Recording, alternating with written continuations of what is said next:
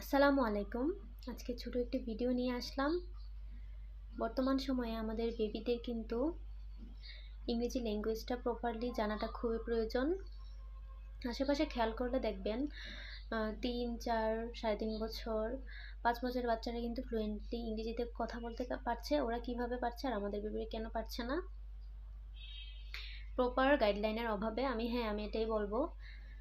দেখেন, একটা বেবিকে কিন্তু বাংলা ভাষাটা ওকে হাতে ধরে শিখিয়ে দেওয়া লাগছে না। যে সমস্যাগুলো আমাদের ইংরেজি ভাষা শেখাতে গেলে ফেস করতে হয়, বাংলা শেখানোর ক্ষেত্রে কিন্তু কোনো সমস্যাই ফেস করতে হয়নি। ওরা কিন্তু বাংলায় স্পিকিং করতে পারছে খুব সুন্দর। কেন পারছে? কারণ আমরা সকালবেলা ঘুম থেকে ওঠার পর থেকে রাতে বেডে যাওয়ার আগ পর্যন্ত ওদের সাথে বাংলায় কথা বলছি, সেজন্য ওরা বাংলাটা খুব সহজেই ধরতে পেরেছে। ইংরেজিটা পারছে না, কারণ আমরা ওদের সাথে ইংরেজিতে স্পিক করছি না, সেজন্যই। তো সেক্ষেত্রে আমি বিশেষ করে মায়েদের উদ্দেশ্যে বলবো, একটা বাচ্চা সকালে ঘুম থেকে ওঠার পর থেকে রাতে ঘুমোতে যাওয়ার আগ পর্যন্ত যা যা করবে সেগুলো আপনারা কাইন্ডলি ইংরেজিতে বলার চেষ্টা করবেন। যদি চান যে আপনার বাচ্চা ইংরেজিতে কথা বলুক, ইংরেজিতে ফ্লুয়েন্টলি কথা বলতে পারুক, স্পিক করতে পারুক সুন্দরভাবে, চান যদি, তাহলে আপনারা এই টিপসগুলো ফলো করতে পারেন। যেমন একটা বাচ্চা সকালবেলা ঘুম থেকে ওঠার পর ব্রাশ করবে, তো আপনি ওকে বলতে পারেন যে বাবা ব্রাশে উঠে ছোট ছোট সেন্টেন্স আছে, 2টা ওয়ার্ড মিলে সেন্টেন্স হয়, 3টা ওয়ার্ড মিলে যে সেন্টেন্সগুলো হয় সেগুলো আপনারা বাচ্চাদের সাথে প্র্যাকটিস করতে পারেন। যেমন তোমার চুল আছে নাও, কম্ব ইউর হেয়ার, তোমার জুতো পরে নাও, ফুট অন ইউর শুজ, তারপর পানিটা পান করে নাও, drink the water.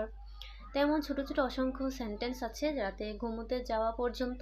Go to your bed, it's time to sleep, এখন ঘুমানোর সময়। তো এইভাবে আপনারা ছোট ছোট সেন্টেন্সগুলো বাচ্চাদের সাথে প্র্যাকটিস করতে পারেন।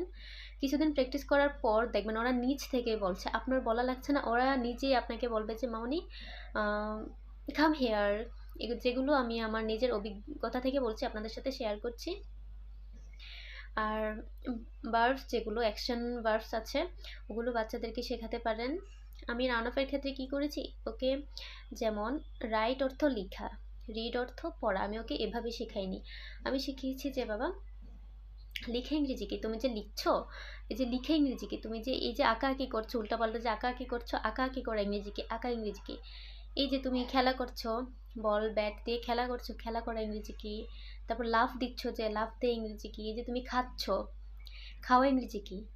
তো এইভাবে করে ওর ব্রেনে আমি ঢুকিয়েছি জিনিসগুলা, যার কারণে ও সহজেই ক্যাচ করতে পেরেছে। আপনারাও ট্রাই করবেন ওইভাবে না শিখিয়ে, যে রাইট অর্থ লিখা, রাইট অর্থ লিখা, রাইট অর্থ লিখে, এইভাবে মুখস্থ না করিয়ে